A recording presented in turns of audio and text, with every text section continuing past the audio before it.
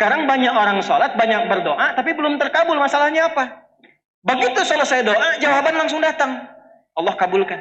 Itu nggak tunggu salam, masih berdiri dijawab. Maka tidak tunggu sholat. Sebelum sholat, langsung Allah sampaikan mau minta apa. Ibunya, niatnya, takbirnya, sampai Al-Fatihah, sampai kalimat ini, apapun yang dia minta sekarang, aku akan kabulkan. Siapa yang ingin kaya? Ya. Siapa yang ingin punya mobil? Masya Allah. Siapa yang belum nikah pengen nikah? Siapa yang pengen punya keturunan? Siapa yang pengen masuk surga? Nah, intinya banyak permintaan. Permintaan itu bahasa Arabnya doa. Setiap permintaan ingin rasanya kita dikabul. Ya kan? Minta itu kepada yang punya atau yang tidak punya? Kepada yang mampu atau yang tidak mampu? Siapa yang paling mampu yang bisa kita minta? Maka diatur caranya lewat apa? Sholat. Ternyata berdoa dalam sholat itu berbeda dengan doa saat tidak sedang sholat. Orang kalau sholat dia berdoa dan benar doanya, itu akan dijawab 2 kali lipat lebih cepat dibanding dengan yang doa tapi di luar sholat. Saya bocorin nih, bocor halus aja nih. Orang yang doa dalam sholat, itu doanya akan dikabulkan 2 kali lipat lebih cepat dibandingkan orang yang doa di luar sholat. Kenal Nabi Zakaria, Bu? Ayo bilang kenal, saya pulang. Nggak kenal, saya kaget nih, malaikat yang sedang menyamar, jangan-jangan nih. Nabi Zakaria itu diuji oleh Allah dalam hidupnya, belum punya keturunan. Fisiknya sudah letih, rambutnya sudah memutih. Maaf, istrinya, maaf, divonis oleh medis monopos dan mandul. Secara medis tak mungkin punya keturunan. Secara klinis mustahil. Berdoa sering dilakukan. Di surat Maryam kan viral. Jadi kalau kita baca dari ayat 1 sampai dengan terjawab doa ayat 15, itu ada doanya. Kaf ha ya ain sad. Dzikra rahmati rabbika abdahu Zakaria iznada rabbahu. Tuh, nidaan khafiyya. Minta sama Allah, Rabbi inni wahanal azmu minni washta'ala ra'su syaiba. Ya Allah, fisikku sudah letih, rambutku sudah memutih, tapi aku belum punya keturunan. Doa rajin. Tapi ketika doa itu dipanjatkan dalam sholat, dalilnya apa? Kita pakai dalil. Quran surah ketiga, surah Ali Imran. Ayatnya ayat 38 sampai 39. Sholat. Ini sekaligus kita share ilmu ya. Maaf, kita sampai jam berapa ya? Baik. Insya Allah. Baik, Alhamdulillah. Ibu sampai jam 3, jam 2, jam 1, subuh boleh. Insya Allah. Saya ikut ya. Ikut jadwal saya. Jadi ibu mau sampai jam 3 silahkan di sini. Nah, saya setengah 12 sudah siap-siap ya. Baik. Jam 12 kurang seperempat lah bonus ya. Lihat sini. Fokus baik-baik. Bu, Pak, seluruhnya, ada satu hal yang penting ketika kita berdoa dalam sholat. Jarang orang tahu, ini kenapa ada mihrab. Mihrab. Dan kenapa tempatnya buat imam, bukan makmum. Yang di mihrab itu siapa? Imam. Makmum di luar mihrab. Karena imam itu memimpin doanya makmum. Sholat itu kan doa. Dipimpin oleh imam. Makanya milih imam nggak boleh sembarangan. Nggak boleh sembarangan. Boleh imam di kantor, tapi belum tentu imam di masjid. Kualifikasinya beda. Oh, hati-hati. Saya pernah ngajar di satu tempat pesantren. Pesantren itu letaknya di satu komplek. Itu pensiunan pejabat, Pak. Pejabat di kantor, bukan di masjid. Tapi semangatnya tinggi. Pengen jadi imam di masjid. Bagus, patut dicontoh. Ini kisah nyata. Cuman sayang, bacaan belum benar sepenuhnya. Saya bilang, Pak, bacaannya dibetulkan dulu baru jadi imam. Jawabannya bagus. Justru dengan menjadi imam Ustadz, jamaah bisa dibetulkan di belakang. Ini harus dijaga semangatnya. Ini caranya. Awas, hati-hati. Ini fikihnya begini. Saya bilang, Pak, tetap jadi imam. Saya salut dengan Bapak. Terima kasih Ustadz. Bagaimana kalau supaya lebih bagus, saya kirimkan santri melatih bacaan Bapak sebelum jadi imam. Dibacakan dulu, dibimbing dulu supaya ketika jadi imam makin bagus. Tapi saat latihan tetap Bapak jadi imam. Imam sholat zuhur dan asar. Maghrib, isya, subuh, santri aja dulu Pak. Ya. Kan nggak turun status kan? Ya, yang penting jabatan tetap kan? Ya. Jadi zuhur sama asar sepakat Pak, dealnya kan bagus. That's big deal ya. Tetap jadi imam, cuma zuhur dan asar. Apa yang terjadi? Imam betul. Diperbaiki bacaan. Setelah makin bagus, Pak sudah bagus nih, udah Ustadz santri aja karena tahu yang bagus santri gitu ya. Tapi setelah itu terbiasa, sekarang banyak jadi imam. Jadi imam. Dan tempatnya kenapa di mihrab? Mihrab itu tempat yang disebutkan dalam Al-Quran punya dua keutamaan. Satu, cepat mendatangkan rizki. Rizki. Dua, mempercepat terkabulnya doa. Di surah yang sama, surah 3, di ayat 37, paling kiri sebelah bawah di pojok di mushaf, itu diterangkan tentang keutamaan mihrab, tentang rizki. Ternyata satu, mihrab itu bukan hanya khusus di masjid. Ibu di rumah bisa bikin mihrab, Bu. Bapak di rumah bisa bikin mihrab. Dan ternyata mihrab itu tidak harus bentuknya ruangan. Saya waktu pulang di Tripoli, saya ngontrak Pak di Ciputat. Petakan, alhamdulillah. Kita adakan mihrab sehamparan sajadah saja. Yang penting fungsinya mihrab. Apa itu mihrab? Tempat yang dikhususkan untuk ibadah saja, tidak yang lain. Sholat di situ, baca Quran di situ, doa di situ, makan keluar dari situ. Bikin status jangan di situ. Ya. Ceplik, maaf ya, sedang di mihrab, jangan diganggu dulu. Keluar. Jika itu bisa dilakukan, apa nasabnya di luar masjid? Maryam. Maryam dibikinkan mihrab oleh orang tuanya. Jadi begitu lahir, Imran meninggal, Hannah masih ada, dibimbing oleh pamannya Zakaria, dibikinkan mihrab. Begitu berdoa, ibadah, sholat di dalamnya, apa yang terjadi? Perhatikan ayatnya. Fataqabbalaha rabbuha biqabulin hasanin wa ambataha nabatan hasanan wa kaffalaha Zakaria. Kullama dakhala 'alaiha Zakaria al-mihrab wajada 'indaha rizqa. Qala ya Maryam anna laki hadha? Qalat huwa min 'indillah. Innallaha yarzuqu man yasha'u bighairi hisab. Setiap kali pamannya nengok Maryam di mihrab, sudah ada rizkinya. Paman bawa pakaian, bawa buah-buahan, bawa makanan, masuk ke situ sudah ada makanan, sudah ada buah. Kalau musim anggur ada anggur wajar, bukan musim anggur ada anggur. Ditanya oleh pamannya, Maryam dari mana semua ini? Kata Maryam, semua dianugerahkan oleh Allah. Kalau kita mendekati Allah dengan baik, Allah berikan tanpa batas. Di mana dilakukan itu? Mihrab. Jadi kalau bapak, ibu berdoa ingin diberikan rizki yang cepat, rizki itu keturunan, rizki ketenangan, rizki materi, bikin mihrab, lakukan. Nah di mihrab itulah Nabi Zakaria sholat. Lihat, berdoa. Dalilnya kembali ke ayat 38-39. Hunalika da'a Zakaria rabbah. Qala rabbi habli min ladunka dzurriyyatan thayyibah. Innaka sami'ud du'a. Di mihrab itulah Nabi Zakaria berdoa, minta sama Allah. Perhatikan doanya. Ya Allah, semua orang mengatakan bahwa aku tidak mungkin punya keturunan. Karena itu aku meminta kepadamu yang tidak pernah punya batas dalam pemberian. Rahasia ketiga, Bu. Di ketiga nih, saya udah kasih rahasia. Di sini aja nih. Tanya tadi sama jamaah Cijantung, gak dibuka kecuali di sini. Jangan dibagi-bagi ya. Apa yang ketiga? Kalau mau doa, buka awali dengan nama Allah sesuai kebutuhan kita. Tuh.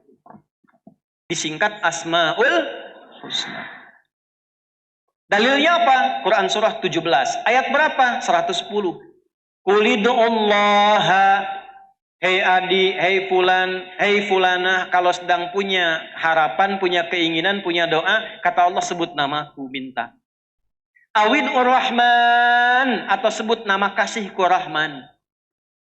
Ayyamma tad'u falahul asmaul husna. Tapi kalau engkau punya keinginan spesifik, cari namaku yang sesuai kebutuhanmu. Rahasia Asmaul Husna itu semua namanya Allah siapkan sesuai kebutuhan dan masalah kita.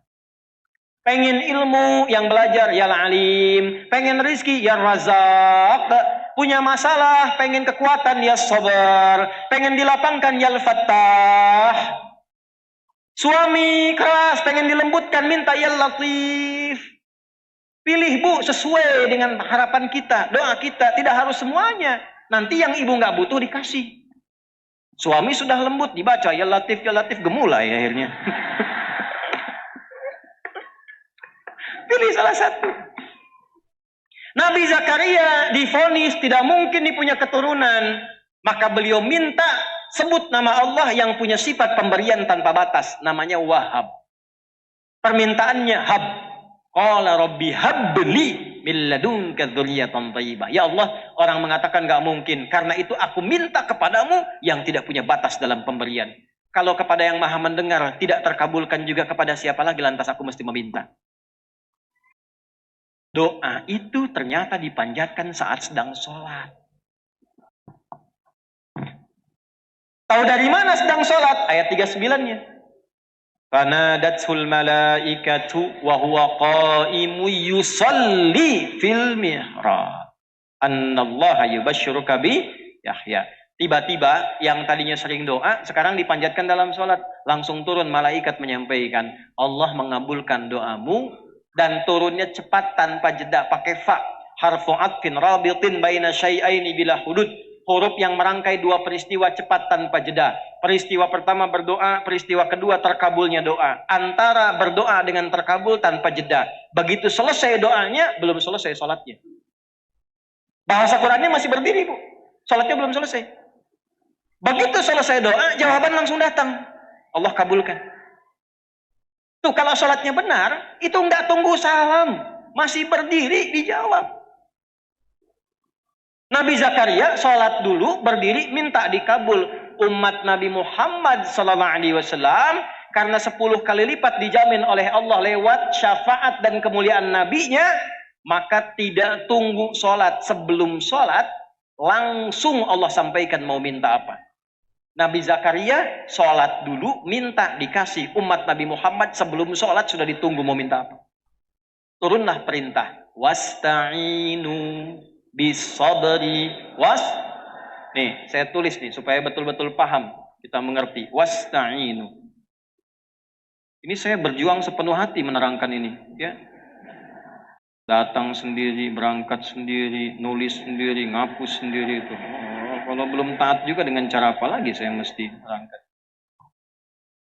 Lihat wasta'inu, dan jika kalian sedang punya masalah, begitu cara menerjemahkannya. Bisabri, terima dulu itu dengan sabar. Sebagai ujian dari siapa? Cara sabar gimana? Yakinkan pada diri kita, Allah tidak akan menguji kecuali kalau kita la yukallifullahu nafsan illa. Yang kedua, yakinkan setiap masalah pasti ada solusinya. Inna ma'al usri.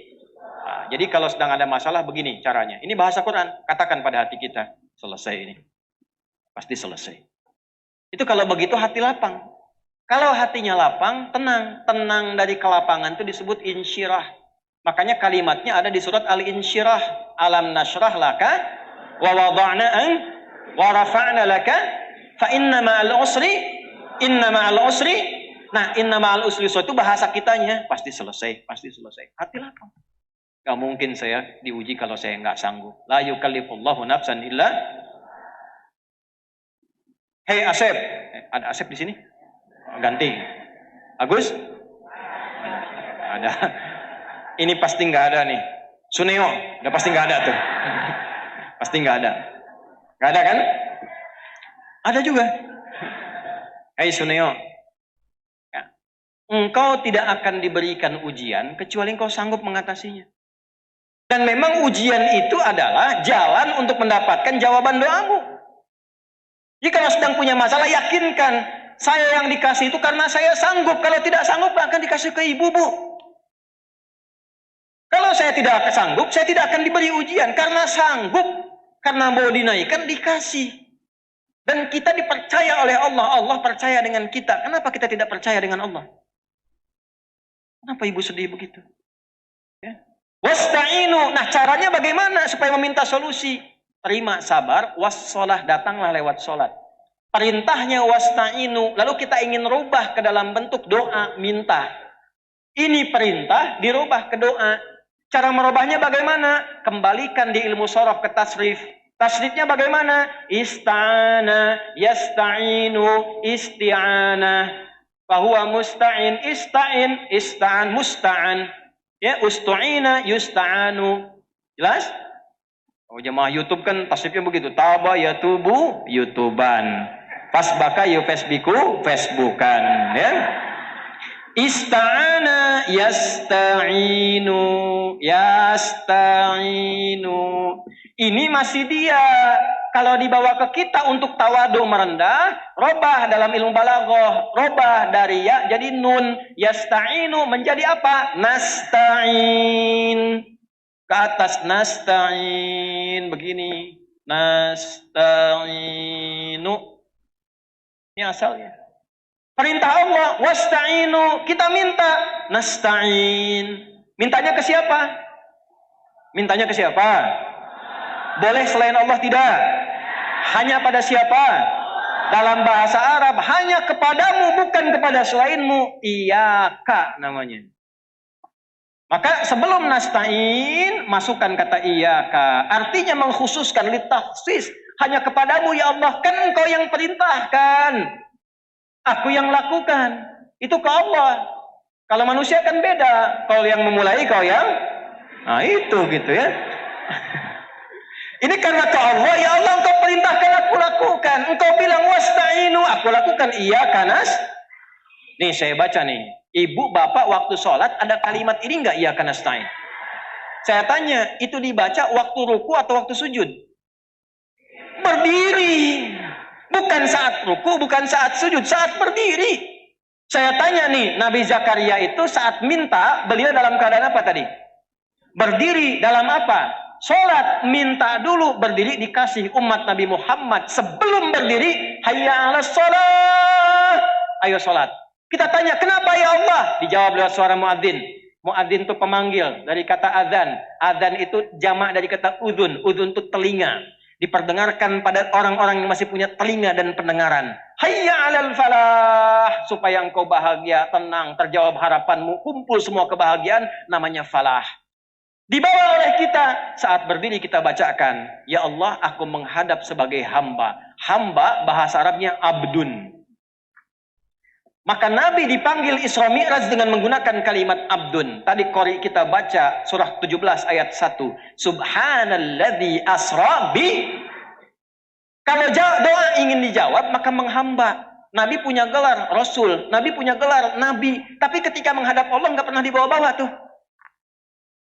Ya Allah saya Rasul nih, cepat kabulkan. Nggak ada. Ya Allah saya Nabi, masa Nabi nggak dijawab? Nggak ada. Ketika dipanggil Isra Mi'raj, merendah, tawadhu. Abdunnya yang dipanggil. Kalau doa ingin dijawab, merendahlah kita. Tunduk. Di bawah itu, bagaimana wujud ekspresi ketundukannya? Sampaikan turunan katanya. Apa turunannya? Abdun dari kata abada. Tasrifnya gimana? Abada ya'budu abadan wa ibadatan fahuwa abidun wa dhaka ma'budun u'bud. Kata Allah u'bud. Kembali ke Quran surat Thaha ayat ke-14. Siap ya Allah, kami beribadah, kami sholat. Diganti kata abadah menjadi kami sholat, ibadah hanya kepadamu. Abadah jadi ya'budu. Karena rendah hati, na'budu. Kepada siapa ibadahnya? Boleh kepada yang lain. Tidak, karena kita khususkan ilmu balaghah datang litakhsis, datangkan kata iyaka di depannya. Iyaka na'budu. Begitu kita sholat iyaka na'budu, langsung Allah jawab, mau minta apa? Maka kita katakan wa iyaka nas. Sekarang lihat hadis qudsinya. Kita nyambung ke hadis, Quran kan sudah, hadis belum. Saya bacakan hadis qudsinya. Qala an Abi Hurairah radhiyallahu ta'ala anhu. Anin Nabi sallallahu alaihi wasallam qala qala Allah azza wa jalla. Hadis riwayat sahabat Abu Hurairah. Abu Hurairah menerima dari Nabi sallallahu alaihi wasallam. Nabi mengatakan, inilah hadis qudsi. Allah berfirman, qasamtu salata baini wa baina 'abdi ala nisfaini. Aku bagi dua bagian dalam sholat untukku dan untuk hambaku. Wali abdi ma sa'ala, kalau hambaku menunaikan kewajibannya dalam sholat benar, aku berikan apapun yang dia minta. Ntar dulu, jangan amin aja dulu, ntar dulu. Belum. Aku berikan apapun yang dia minta, kalau benar. Kalau benar. Teruskan hadisnya. Idza qala al-'abdu alhamdulillahi rabbil alamin. Kalau hambaku mulai sholat, dia bertakbir baca iftitah sampai Fatihah sampai kalimat alhamdulillahi rabbil alamin. Qala Allah azza wa jalla, maka Allah menjawab kalimatnya, hamadani abdi, hambaku sedang memujiku. Bu, ternyata saat sholat kita dijawab oleh Allah. Makanya punya sifat ihsan. Hadis Muslim nomor hadis yang ke-8. Anta'budallaha ka'annaka tarahu fa illam takun tarahu fa innahu. Kalau tak mampu melihat Allah yang mengawasi menjawab kita, rasakan diawasi. Wa idza qala al-'abdu ar-rahmanir rahim, kalau dibaca lagi ar-rahmanir rahim, perhatikan jawabannya. Asna alayya abdi, hambaku sedang menyanjungku. Wa idza qala al-'abdu maliki yaumiddin, kalau hamba membaca maliki yaumiddin, qala Allah azza wa jalla, Allah menjawab majjadani abdi, hambaku sedang mengagungkanku. Sekarang lihat, di sini intinya. Wa idza qala al-'abdu iyyaka na'budu wa iyyaka nasta'in. Kalau hambaku sampai pada kalimat ini, dia baca iyyaka na'budu wa iyyaka nasta'in, qala Allah azza wa jalla, hadza baini wa baina abdi wa li abdi ma sa'al. Inilah perjanjianku mulai berlaku sekarang. Kalau hambaku benar dari mulai wudunya, niatnya, takbirnya, sampai al-fatihah, sampai kalimat ini, apapun yang dia minta sekarang, aku akan kabulkan. Makanya sholatnya dibagi 5, Pak. Supaya masalah subuh sampai zuhur selesai di zuhur, tidak dibawa ke isya. Ada yang tidak punya masalah sekarang?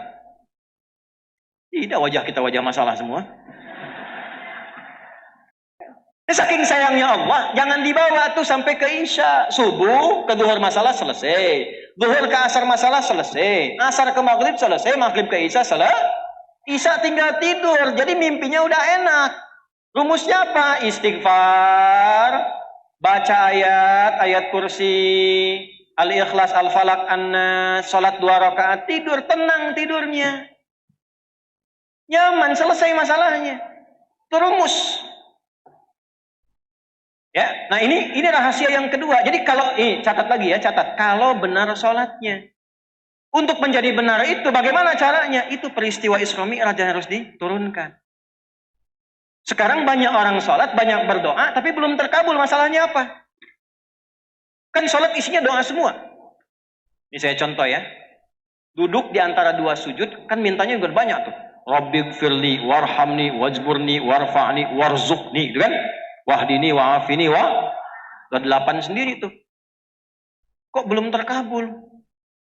Rabbighfirli, ya Allah ampuni aku, warhamni sayangi aku, wajburni lindungi aku, warzuqni berikan rizki kepadaku. Habis sholat minta lagi, ya Allah anugerahkan rizki kepadaku. Malaikat tanya, tadi waktu duduk di antara 2 sujud apa? Itu warzuqni.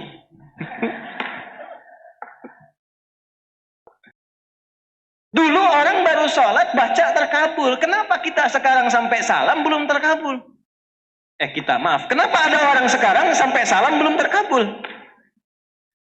Nah ini ada masalah nih, karena Isra Mi'rajnya banyaknya peringatan formalitas. Dapat cerita Nabi mengunjungi surga, Nabi melihat neraka, selesai pulang. Terus gimana solusinya? Gimana supaya ke surga nggak ke neraka? Solusinya gimana? Nah itu intinya.